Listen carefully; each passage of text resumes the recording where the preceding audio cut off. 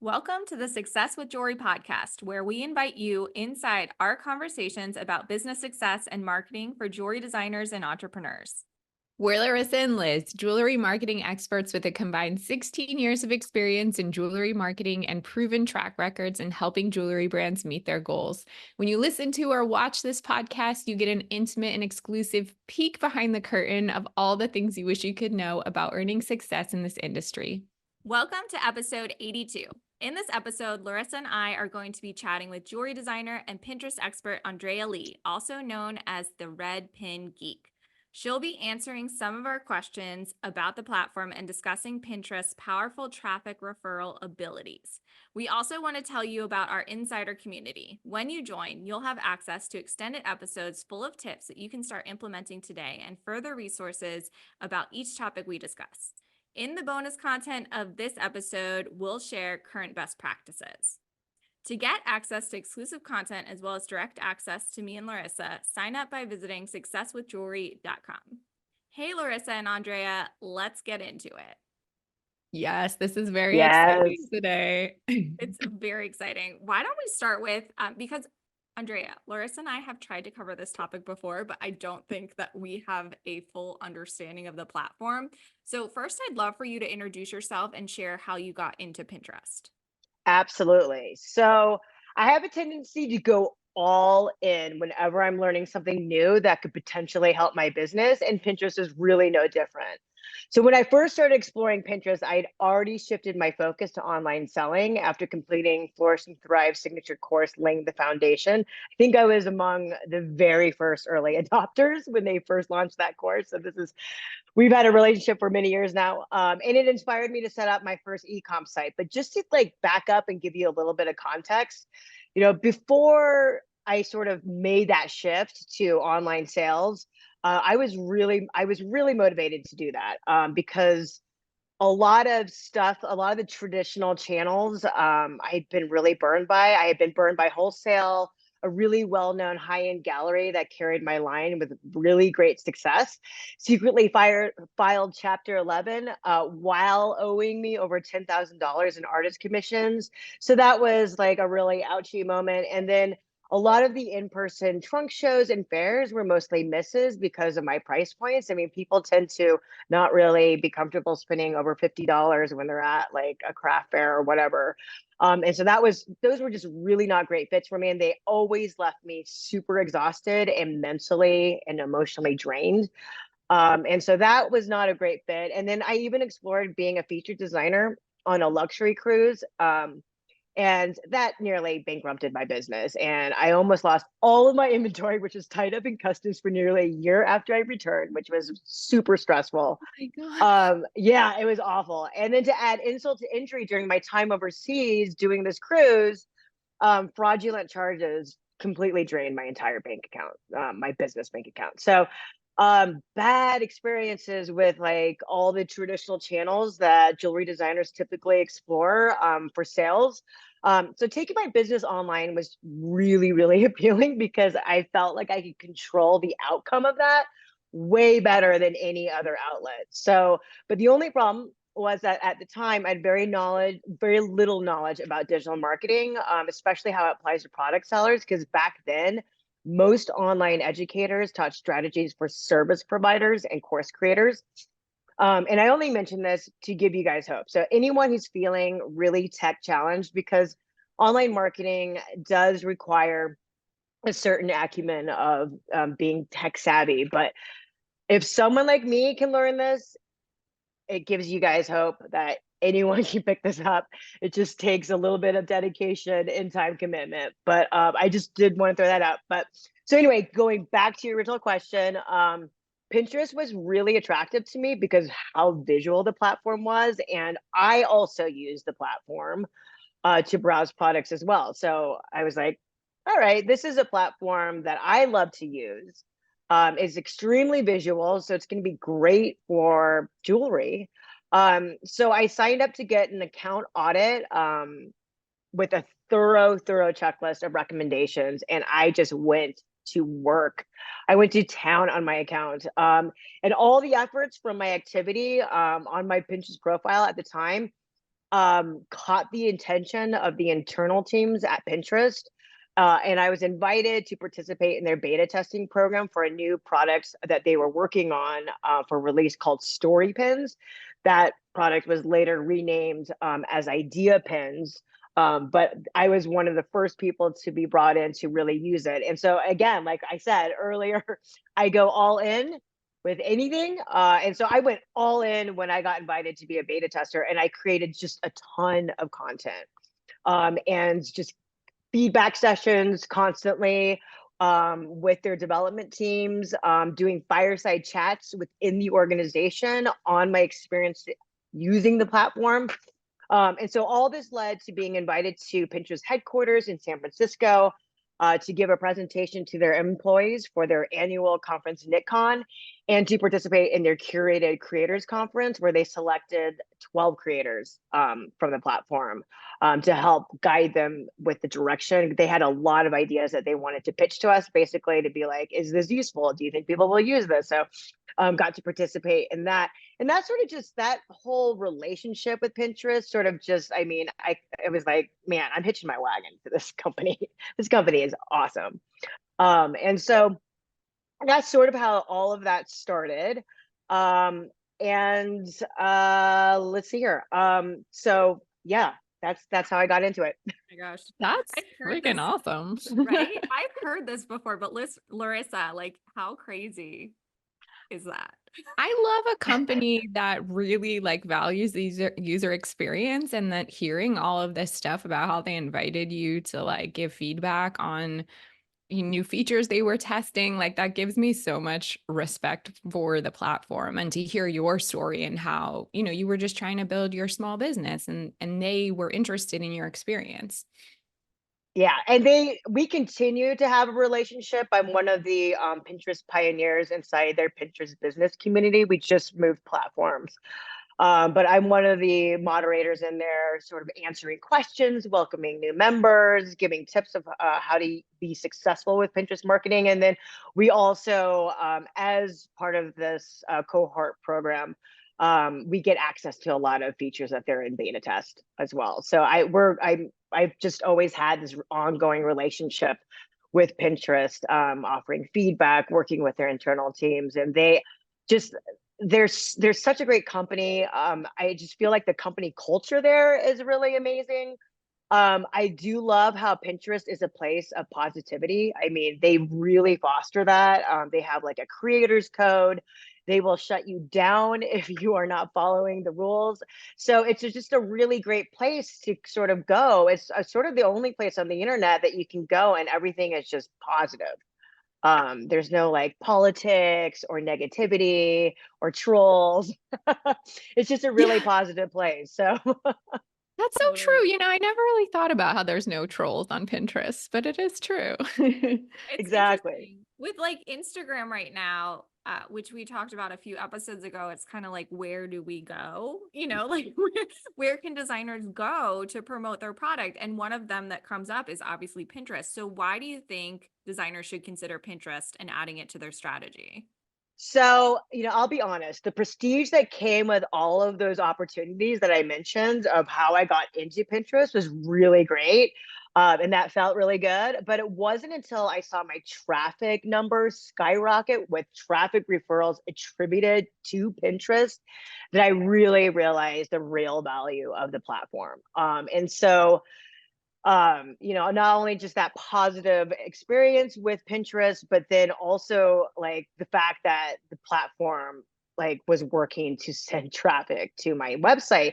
And this is, remember, at the time when I had just like sort of fired up my first e-com site, I was trying to get traffic to my site at all, which is, I think, when you first fire up a website, it takes a while to sort of like build, get Google to recognize it, to index your pages, and for you to start getting traffic. And so when I saw the numbers that Pinterest was driving to my website and how it completely altered forever my analytics on my website, like that's when I was like, okay, this is not just a pretty face. This is like a very functional piece of my marketing diet. So like a few things I should mention, just like as far as like the results that I saw from my Pinterest efforts. My website visits went up 182% year over year. My unique visits went up 174% year over year. My page views went up 53% year over year. My overall traffic growth was 8x. The units I sold went up 250% year over year. My revenue went up 71% year over year. My conversions rate went up 800% year over year. My average order value went up 298% year over year. And my orders went up 383% year over year. So like, these are like, that's why I am like just all in with Pinterest. Were you Because it actually moves the needle. were you just only doing like organic Pinterest marketing, or have you Yes. done an ad strategy as well, like over the years? Has that been in the mix or? Well, so I have tried a few, but I didn't have all the things that you really need to have, which is an evergreen funnel that you've tested that is just solid, right? And I definitely think that you need to have a lot of like really workable organic strategy working Yeah, for you before you add promoted pins or any sort of money behind it. And this totally. is true for Meta, for Instagram. I mean, you need to have all these things in place. So but there's Pinterest has the highest return on ad spend, second to I think YouTube or something like that. Mhm. It's really up there. And they're doing a lot with interest targeting on the platform. And so I've heard great success stories. Like I'm part of a Pinterest management mastermind, and a lot of managers inside that group say that they have just started promoting pins with a new client account right away and found tremendous results, which Yeah. is surprising to me. But I know that it can be done, and yeah. But yes, to answer your question, I was only doing organic, with a few smatterings of very brief ad campaigns.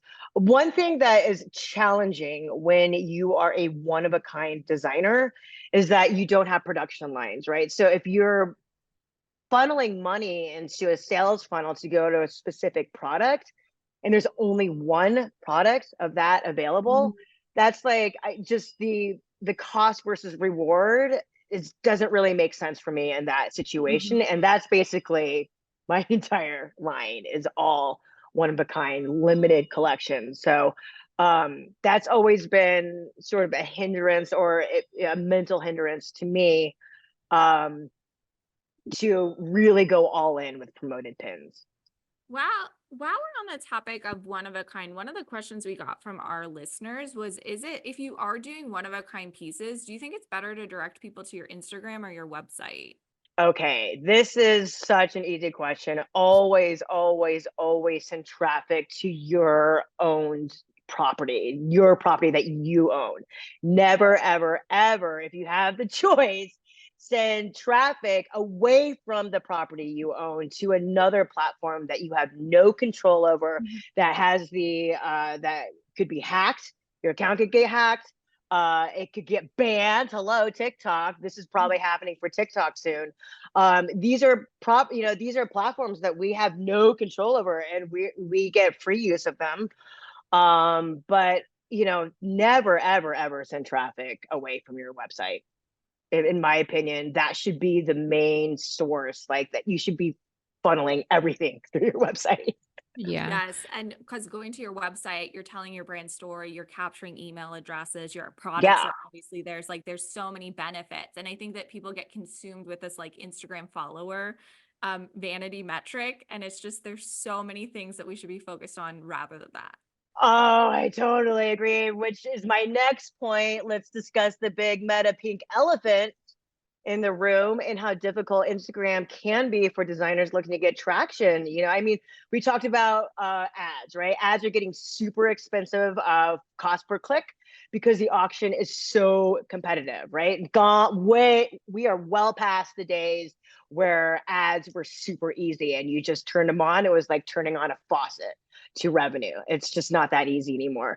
Also, it's designed to keep people on the platform and does not want you to leave outside. It wants you, if that's how it's making its money, is by keeping users on their platform. So they don't want to send you outside of the ecosystem of Instagram. And then also Mark Zuckerberg has his own agenda and often pushes updates to the app that don't serve the users, but instead their own revenue goals. And so these are really frustrating things, when we're using this to try to market our business. And so that's why I love Pinterest, is because Pinterest is a search engine. It's very defined by its function, right? Just like Google is very defined by its function. Like Google wouldn't just suddenly be like, all right, guys, we're going to have a like button with all of the searches that come up for a website, and you can comment whether you like that website. It's a search engine. You go there to find answers to inquiries. So, and Pinterest is exactly the same way. And I know that they've try things. They have reactions now that you can have on pins with like little emojis. You can comment on pins and stuff like that, but really at its heart, and it always at its heart, it's always been a search engine. And so if you know how a search engine works and you know how to do keyword research, and then you're aligning your account with those keywords that you want to be discovered for, you're going to have success getting discovered, just because it can't help itself but to serve relevant information with a search query.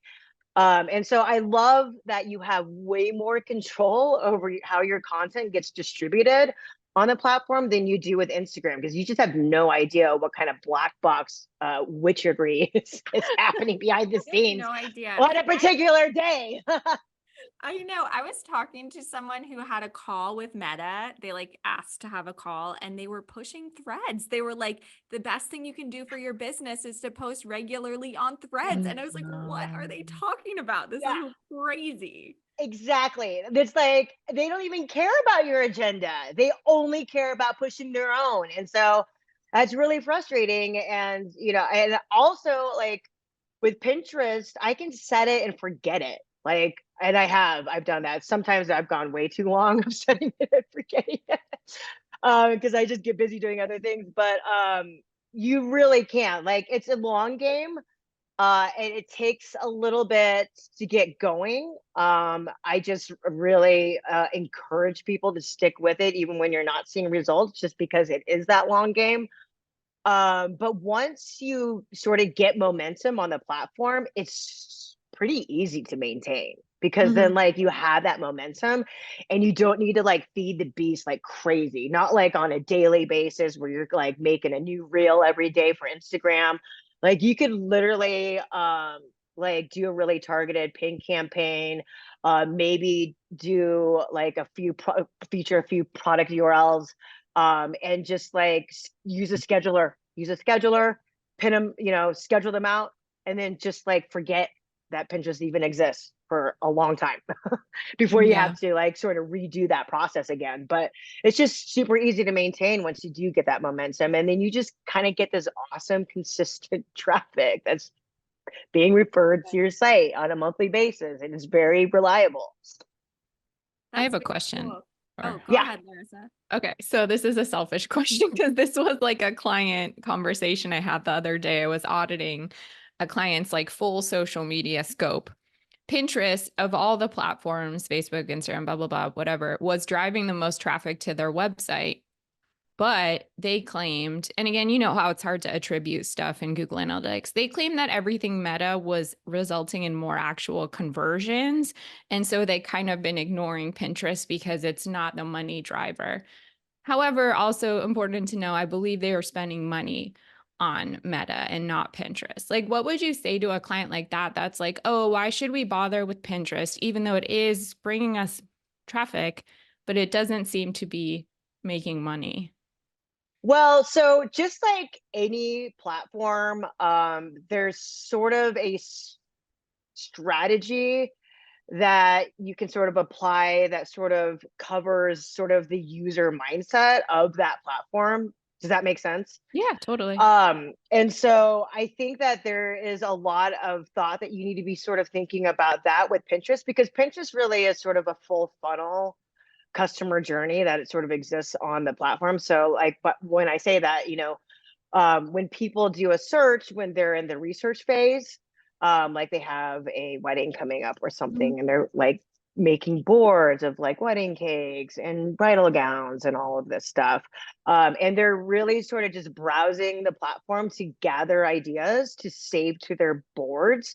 And then once they've like sort of gone through that process and they revisit their boards to look at all of these ideas that they were saving and gathering, and then those boards sort of act like a virtual shopping list when they are ready to buy, when they're ready to make a purchase. And so, if you can sort of align your content to really tap into that whole sort of customer journey that exists on the platform, that's really going to help with your conversions. But if you're not being intentional about Pinterest and you're just noticing that it's an incredible traffic driver, but you're like, that's interesting, I don't know really why that's the case, but cool. Well, first of all, that's probably the case because Pinterest does want to send you traffic.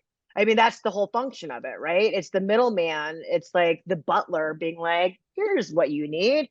And then people go and click off Pinterest to go pursue the website that they just found. So, that's probably why Pinterest is sending the most traffic, because it's designed to be a traffic referral. But if you're being intentional about your Pinterest marketing, then that could be a completely different game. Because then you would really just set yourself up to optimize your conversions.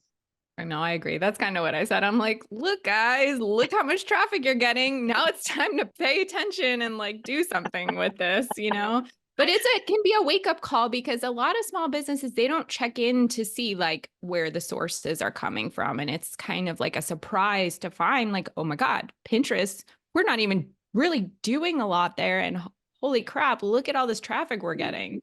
Yeah, exactly. So, and you can definitely increase your conversions by being a lot more intentional about your Pinterest marketing. But yeah, I mean, Pinterest will send you traffic just for no reason at all. I know. It from seems your like that. From your like catalog pins, you know what I mean? So like, yeah. But if you're intentional about it, that's the real power. But also I should mention that like, people are always like, well, how, because everyone wants sales, right? And that's, Pinterest's job really is to send you traffic.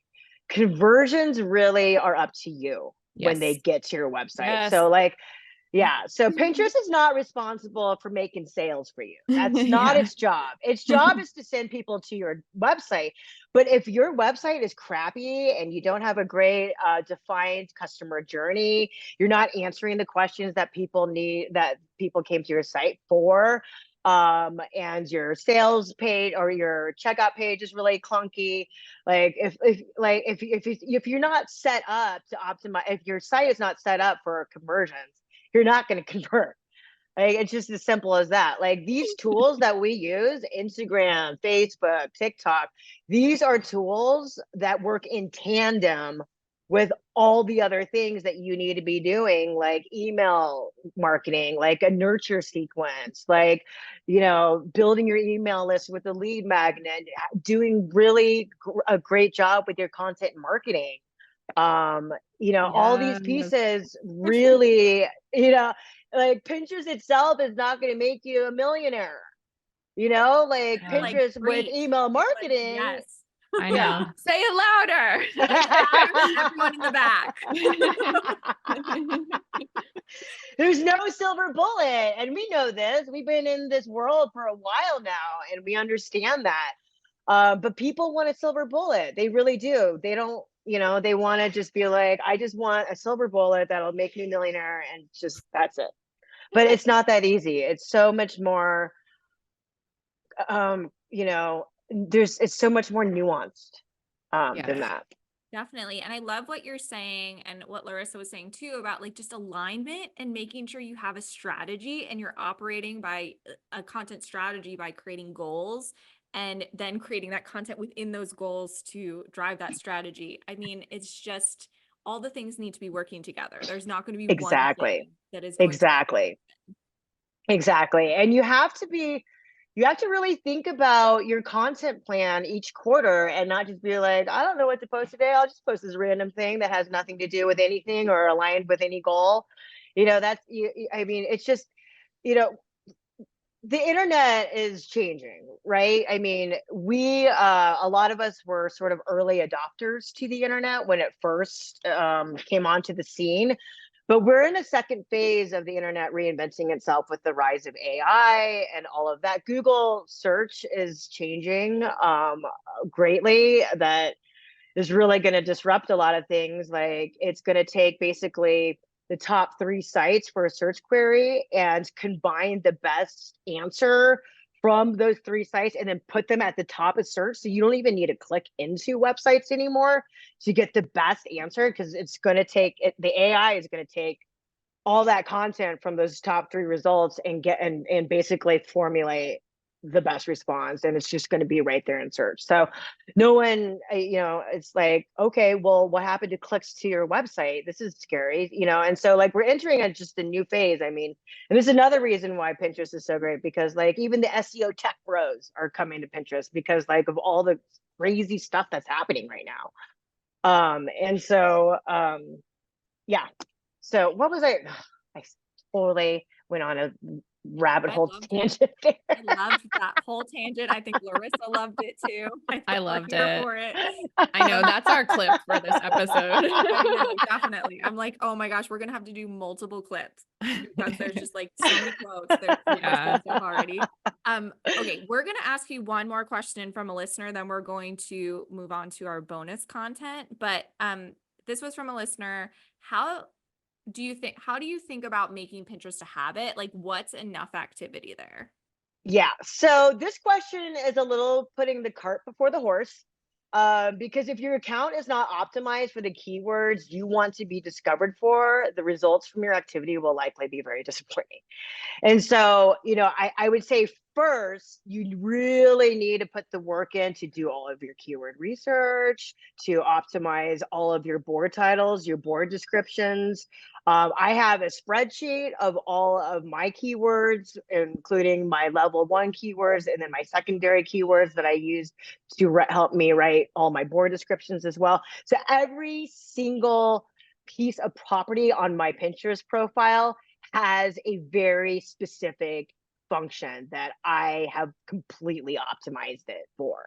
And so then once you have that done, because then that's really sort of building the highway from your account to Pinterest. And then we can start talking about pinning frequency and all of that. But I would say if people are just getting into Pinterest, the optimization is often a step that people skip because it's work and it's work. I mean, it takes me, it's a process for me to do this for clients, so I get it. I've done a lot of account optimizations and it's not exactly the most fun work to do, but it's essential work because everything else that follows won't matter if you don't have a good, strong foundation, right? That's with anything in life, right? So having that strong foundation, and then, the pinning, it doesn't take much, like 5 fresh pins a day. That's not terrible, I do a lot more than that because I go hard and all in.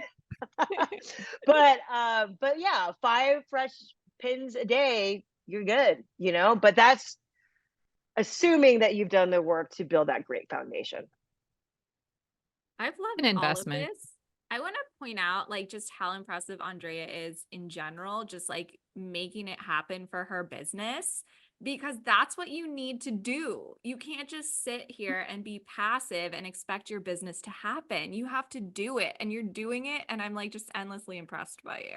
Oh, thanks. Yeah, I mean, it just like that is true, and I've seen this too with a lot of students, and you can sort of tell which students are going to really be powerhouses, because they show up, they're on it, they are overachievers, they're motivated, they're ambitious, and like that's the kind of like sort of attitude that it requires to gain success, because this is hard. This is not easy, you guys. I mean, like this is difficult. First of all, we're selling a luxury product that no one needs, right? And so the marketing, all the marketing that people are always talking about, just solve a problem. It's just like, oh, really? What problem are we solving here? Like Yeah, more there's no confidence in the problem. boardroom. Like what are we solving exactly? And so, like, it's. I think it's extra difficult when you're marketing a product that is completely luxury, right? So, and then online, like we're talking about, it's just changing, right? The internet's getting more complicated. Things are getting harder. Platforms are getting more crowded. And so, it's this is not as easy, and it really wasn't easy even in the beginning. But it's even getting harder, and I don't want to dissuade anyone from saying that. I always feel like I'm going to scare people off when I talk about that piece of it, but this is not a passive thing if you want this to really work. Totally. Marketing is work. Yeah. Well, thank you so much for being here. How can designers work with you? Yes. So if you guys are a DIYer and you're like, I just want to learn how to do this on my own, and maybe you want to join my community and sign up for my emails, you can go to redpingeek.com/ultimate Pinterest starter guide. And I can actually send you these links too. You can just put them below your thing. And then if you're interested in Pinterest management services, you can contact me directly at Andrea@andrealee.com. And then I also have a ton of free resources on my website, redpingeek.com/jewelers-guide. All right. So, do you use Pinterest for your business? Let us know. Visit successwithjewelry.com. We'd love to know what you're thinking, and we're happy to answer any questions you may have. Thanks for being a part of the community.